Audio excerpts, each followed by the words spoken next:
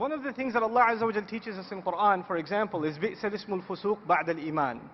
Even a filthy word, a corrupt word, is terrible once you have faith. Allah has blessed a human being with this tongue, with the ability to communicate. That's a gift from Allah. And we honor that gift by using this tongue for things that are noble.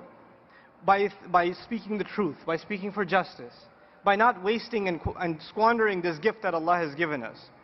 Now, when we speak to each other and we say hurtful things, it lasts in that moment. But when you put an absurd and obnoxious and arrogant comment online and you become one of those trolls that say ridiculous things under videos or under blog posts, etc., etc., every time someone hears your inappropriate comments, it's going to be a debit for you. Because every time evil has increased, something bad has increased in the world, someone else has been exposed to evil. Because of your words, you're responsible. So in that sense, putting stuff up online, you need to be a lot more careful than you are actually in person. Because in person, that conversation died immediately. So its sinful impact, maybe you're only accountable for it for that one moment. But when you put something up online, it's going to be visited and revisited and revisited and relived. And for every one of those occasions, you are answerable and I'm answerable. So we have to be careful about that from a spiritual point of view. The next thing I want to talk about is just, Allah Azza wa Jalla, He gives us certain social principles. Those principles, they applied in a society in Medina, and they apply in the United States in 2011, and they will apply 50 years from now. The ethical principles are universal and they're timeless. And some of those principles are things like not making fun of others. لا يسخر قوم من قوم عسى أن يكونوا خيرا منهم ولا نساء من نساء عسى أن يكون خيرا منهن. Don't make fun of each other. Maybe they're better than you. Don't let women make fun of other women. Maybe they're better than them. Don't call each other names. لا تلمزوا أنفسكم ولا تنابزوا بالألقاب. Don't accuse people of other things. Don't call each other all kinds of names. Now, if you put that as your constitution, your ethical code, your charter, this is how I'm gonna behave online, it would probably cut down 95% of your interaction. Not making fun of people. What else do you do on Facebook?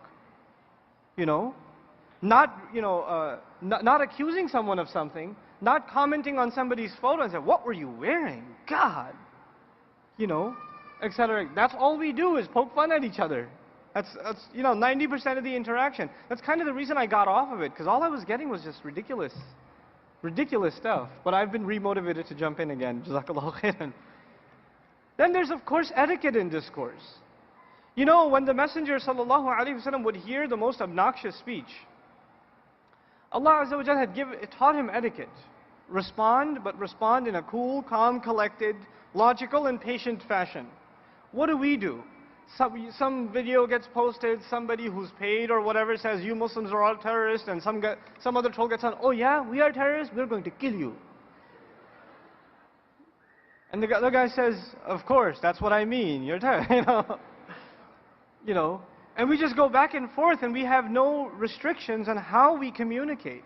Our deen has taught us principles of communication. We have to observe them, whether virtually or physically, when we interact with each other. It's no different. So we have to, if we just keep these few things in mind, just these few things, then I think we can have a lot healthier discourse. Actually, one of the interesting things, some of the Muslim blogs that are out there, there are very few of them, but the few that are out there, most people, they don't even go to read the article. You know what they go for? "Oh my God, that's the subject? I want to read the comments." And there'll be like 30 pages of comments and back and forth and insults, and you go, "Oh snap, what's he going to say now?" And you go back and forth like that. So this sort of thing, I think we need to mature out of. We need to move past. And we need to utilize this tool for the powerful thing that it is. Arab Spring, people, I mean, it's incredible.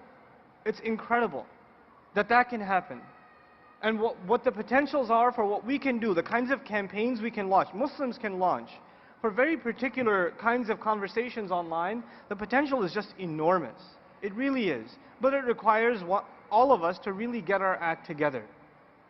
I really commend the successful bloggers out there. I commend the successful YouTubers out there, people like Baba Ali. I respect that a lot, because we do need that kind of creativity.